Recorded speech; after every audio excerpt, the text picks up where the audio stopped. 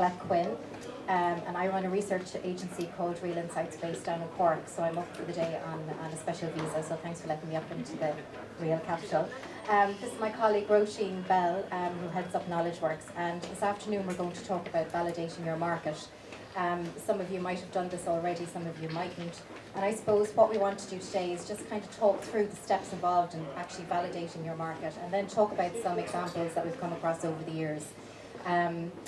Combined, we've 35 years experience across market research and analysis, working within industry and then also working in our own consultancies.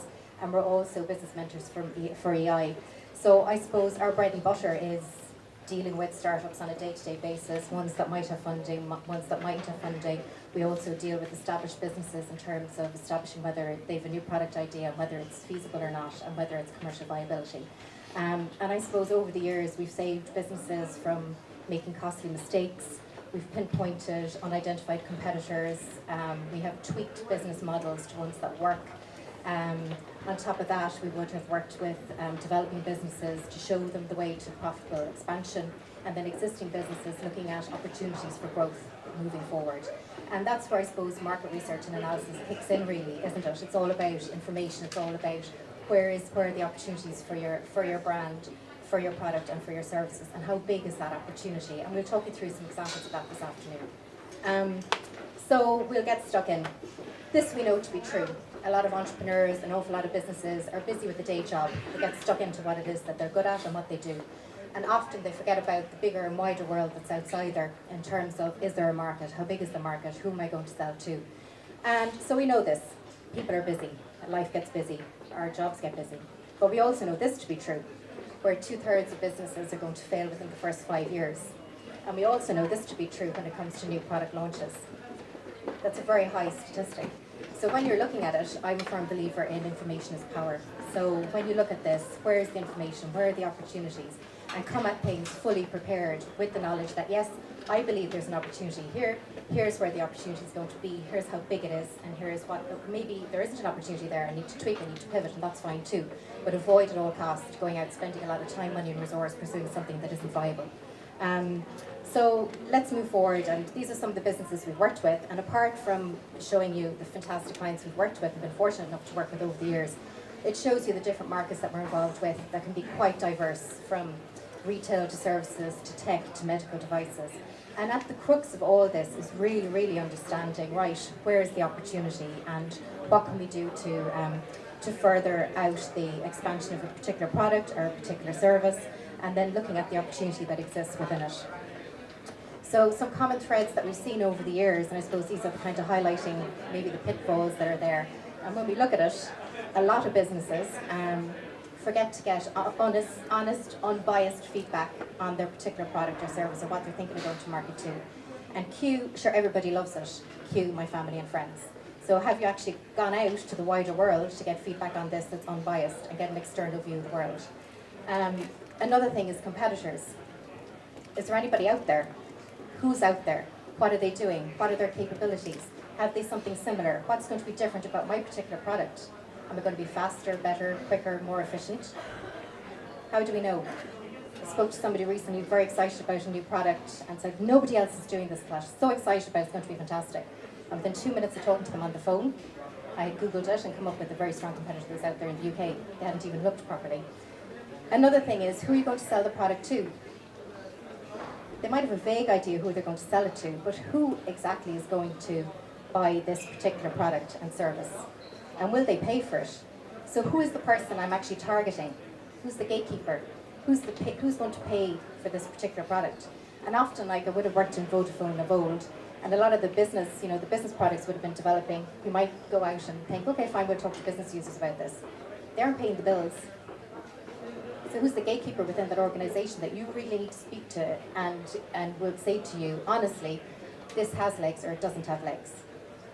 We had another client who was going to sell a particular natural skincare product, absolutely adamant it was going to be targeted at the 30 to 40-year-old market. And when we actually did the primary research, myself and Roisin did the market analysis, and when we did it, it was actually the most profitable group they should have been going after was the 50 plus, given their current spending behaviour and the way that they liked those particular products. So real world examples that have come across of late, an accommodation booking engine about to launch despite there being two juggernauts of competitors in the marketplace. One had just rebranded to the tune of $20 million, and the other had set aside a $100 million budget for marketing that particular year. So again, looking at your competitor analysis, who are you up against in the particular marketplace?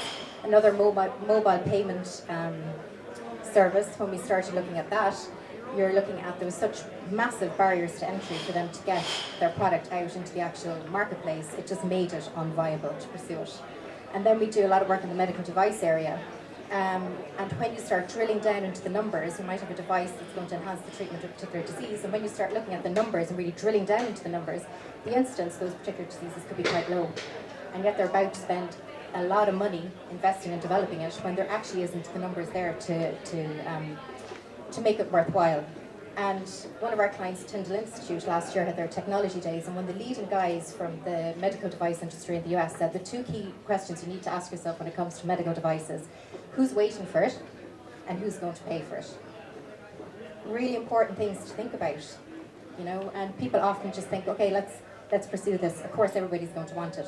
You need to drill into the numbers. You really need to start looking at your market size. Who's out there? How many of those bodies are out there? Are they going to pay, and how much are they going to pay? So getting back to that, when we're asking the right questions, I know my idea has legs, but do other people see that it has legs, and how big are those particular legs for this business? What's the market size for my product, and is it worth pursuing on that basis? And Roisin's going to go into really great examples of this in her piece shortly. And I think I know who my competitors are, but could there be more? Really, really important. Who are they? How big are they? What are their capabilities? What can they do? Can they replicate what it is you're doing? Or is your stuff really stand out and really has a point of difference that's going to smash the market? And does my business model make sense? And we had this with a crowdfunding business we were working on recently. Absolutely adamant they were going to pursue a particular business model, and when we started looking at it, it was the wrong one to pursue. And two others who had pursued that business model had gone belly up in the last 6 months. So really important again, does the business model make sense? And very often the answer to those questions aren't held internally. So you need to go externally, and that's where a blend of primary and secondary research is going to come in. And our job as researchers is very much taking an external view of your business. You take an internal view, and we take an external view. We're unbiased, completely independent. You know, we need to come at it completely with fresh eyes and give you an objective view of your business and your product, warts and all. That's what we're being paid to do. And look at the opportunity. So the whole point of using market research to validate your market is to identify any external issues that might be there. The state of the competitive environment, your market trends, your customer segments, and your market size, and how is that all going to impact on you and your business moving forward. So I'll throw out, before I hand over to Roisin to do her bit, I'd just like to throw out...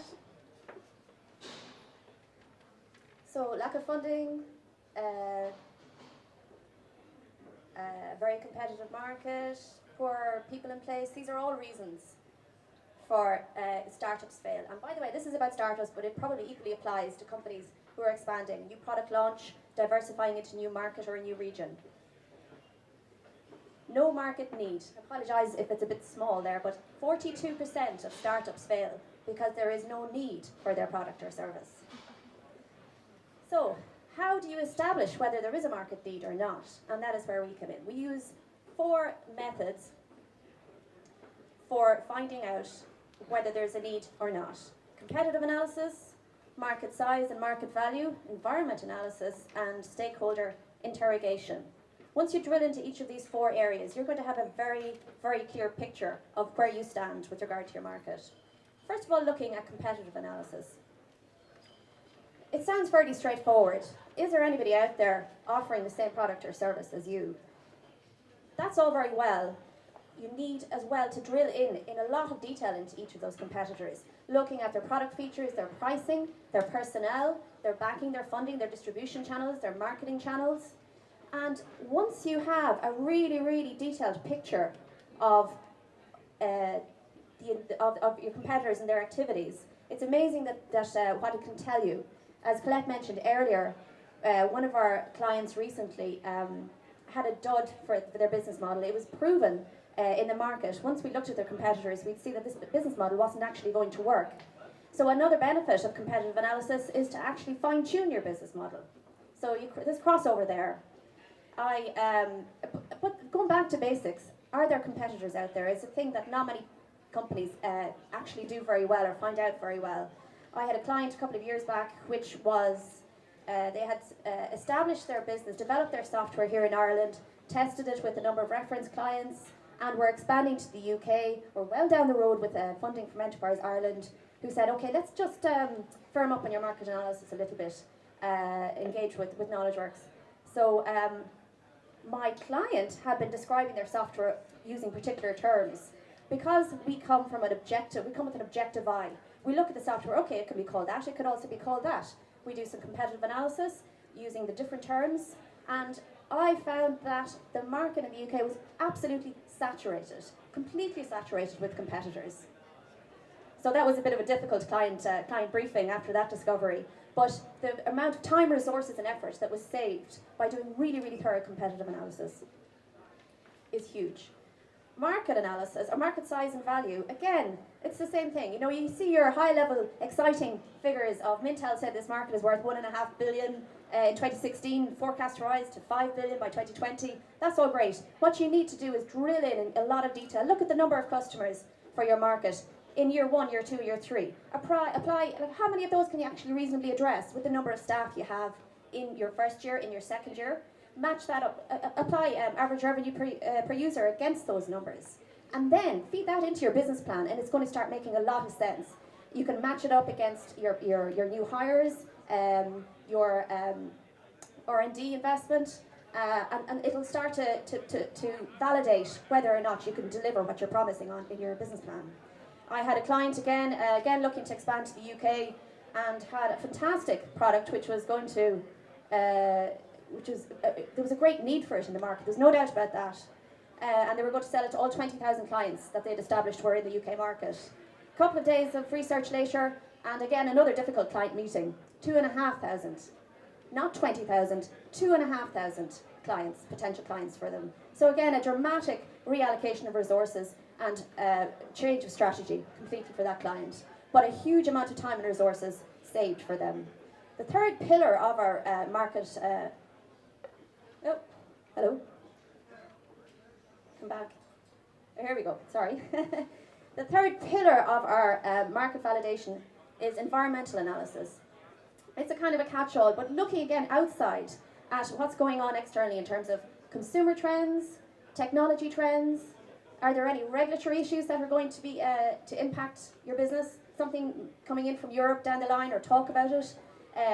Demographic trends, is that going to impact your business or your startup? So really taking a really fresh and objective view of your external environment and how that could impact you is really, really important. Now, the fourth pillar is stakeholder interrogation. Colette is the stakeholder in our organisation, so I'm going to hand you back to her. Thanks, Roisin. I'll just run through this very quickly because I know we're running out of time. So, like it suggests, at the end, so we've done all the facts, the numbers, and all that. So that's all well and good. But what do the people you're going to sell it into actually think? And who is it that you should be talking to? And a lot of the work that we would do would be actually identifying the key people you need to speak to that will give you a right steer and actually tell you whether this thing is going to fly or not. So we do an awful lot of work trying to identify key opinion leaders. Like for medical device stuff, we might have to talk to recently it was like orthopedic surgeons about something. So talking to the key guys that will influence whether the thing will fly or not, or the end user, and we do that in whatever way we see fit that is appropriate for that particular time. So a lot of people can say, fine, I've got my market, I know what's happening, but what about Joe Blog that you're going to sell it to? What do they think? Because maybe from getting feedback from them, they might think of enhancements that could be made to it that'll make it even better, or maybe they might reject certain benefits. So instead of you spending a lot of time, money, resource, looking at 10 different features for something, 2 killer benefits might be better than spending all that other time. So being very, very clear and succinctly going on about, this is who we're going to sell to, here's where we're going to sell them to, this is what they liked, didn't like about it, this is what we improved it, on the basis of the research that we got back. And then afterwards saying, fine, so we collected the data, we collected the insights, now what does all this mean? And collating that in a meaningful way for your business plan or for your application for funding.